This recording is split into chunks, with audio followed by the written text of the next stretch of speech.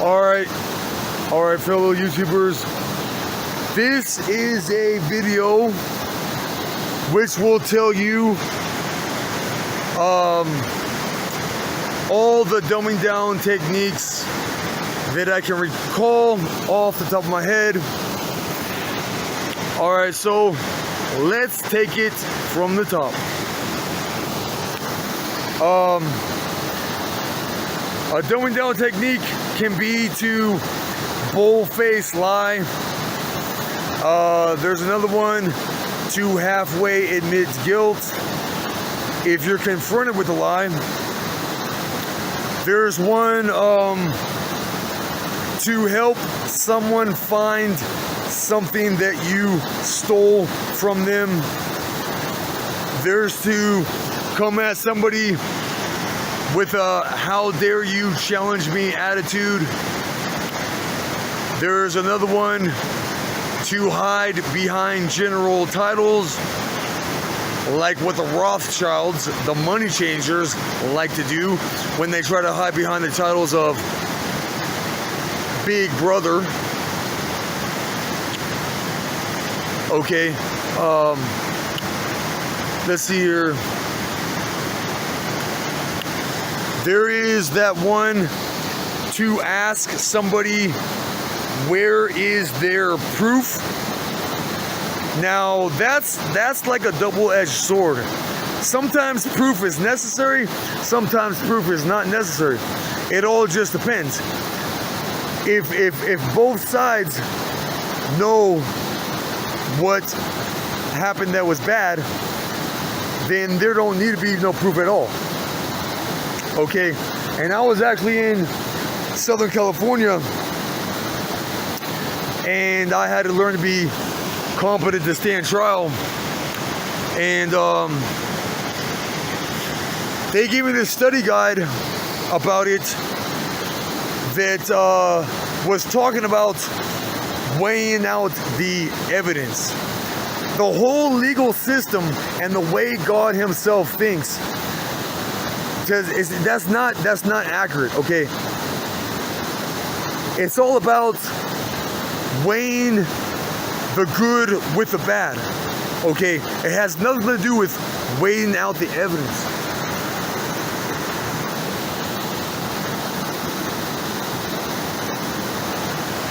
It has nothing to do with that at all. But and I've let's see here. Freaking bugs. So just like there's that dumbing down technique to halfway admit guilt if you're confronted with a lie, there's also something known as partially modeling the ideal thing.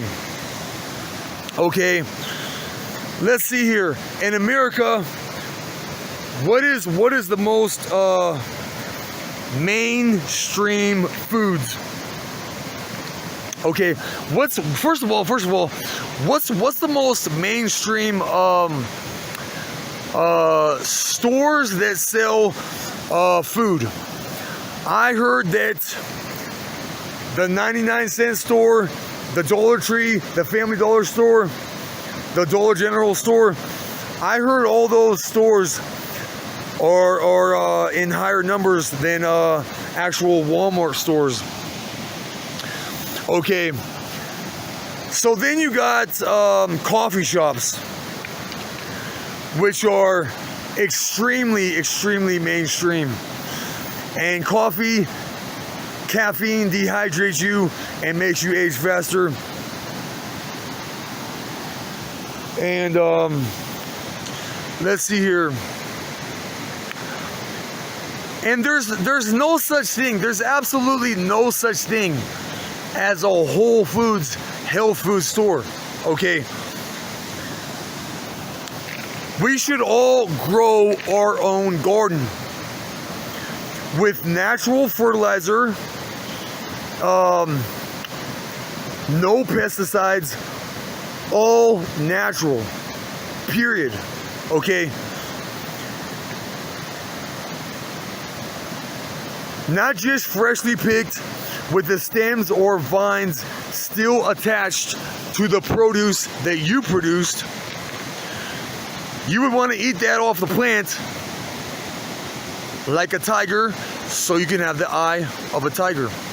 Okay, but there's no such thing as a Whole Foods health food store. Anytime you harvest any kind of produce, anytime you harvest an animal that you killed and hunted, okay, the life force energy will slowly drain out of killed animals and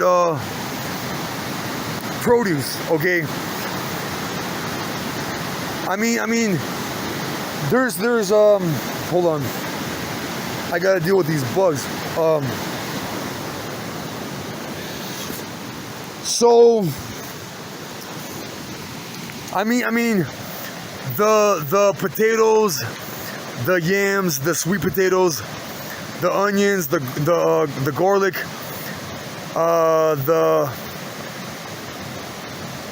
the seeds that haven't been cooked, the sprouts, those probably have life force energy in them still. But overall, there is no such thing as a Whole Foods health food store. And you know, and there's no such thing as a health foods store. The healthiest food is the food that you grow on your own. And ideally with the best genetics that's had the produce grown generation after generation organically. Because I've tasted fruits and vegetables from health food stores, Whole Foods, from Walmart, and it may say organic on it. Organic, if you ask me, just means that it was not grown with pesticides. Okay, there's something wrong with that food, even in health food stores like Whole Foods, because those fruits and vegetables have absolutely no flavor in them at all. Okay, I've walked down the sidewalk in this city of Salt Lake City and walked by random fruit trees in people's yards and ate the fruit off of there. That stuff will put any health food, so-called health food store produce to total shame. Okay, and so the healthiest stuff is the least mainstream. Health food stores are the least mainstream, which is not even the most healthy stuff even at that. So, and then lemons. You remember back in the day when we were all younger, it used to be very popular for people to drink lemonade. Okay, now that's faded over time as the world has gotten dumber and dumber. Okay, what is less mainstream than a health food store? A lemonade stand. Eureka. There must be something to that. And even in Europe, because I've heard that colloidal silver is illegal in Europe. This is why they say that saying, that person was born with a silver spoon in their mouth, is because the minute particles that rub off the silver spoon gets into your body and can fight off diseases that way. Now in Amsterdam, what's so mainstream in Amsterdam besides pot? Where the pot was sold, which is at those coffee shops. Total oxymoron stuff. And even in America, what's the stuff that's and what kind of produce is produced the most? What is it? Wheat, corn, soybeans, okay, and tomatoes. Tomatoes, I heard, causes arthritis. It's one of the highest inflammatory foods you can consume. These bugs just will not go away. And then you have genetically modified foods like the flavor saver tomato. This thoroughly hits me. It thoroughly hit me just yesterday when I was reflecting on all the knowledge I learned through my travels and how most sayings are counterbalanced. That term, that name, flavor saver, they give to that genetically modified tomato. Almost all foods in America does not have any flavor to them at all. It doesn't matter if it was grown organically or not, because like I said, organically probably just means that it was grown without fertilizer.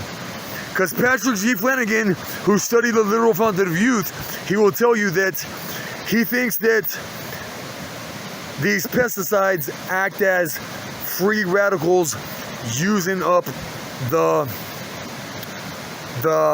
hydrogen ions. Anyways, I'm trying to think what this video was about. I made a few videos today, and more than usual. Anyways, so you have wheat fields that are in the highest production around the world, especially in America. Soybeans, and by the way, gluten is not good for most of the world's population. I heard it's like 85% of the world that gluten, which is found in wheat products, is not good for.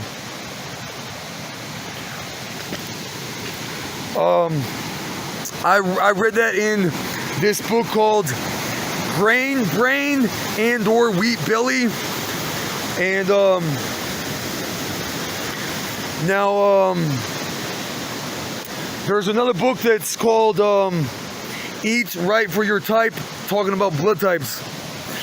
It says that gluten is not good for blood type O's, but and one or those other, or both of those other books, it's not good for like most of the world's population, and it's in the highest production around the entire world. And then you got soybeans, which I'm pretty sure were genetically modified. I heard in the grain silos filled with soybeans that they'll start to collect mold, and that mold will start to make males more feminine. And they put this additive, this soybean additive, in numerous products, and it doesn't even need to be there. Okay, tomatoes is in it's in condiments like ketchup, and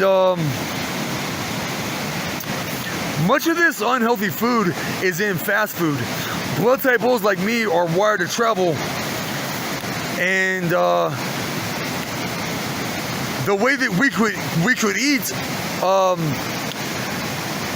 conveniently is through fast food restaurants, and most of the stuff there is really unhealthy. But anyways, that's all for now. Till next time, bye.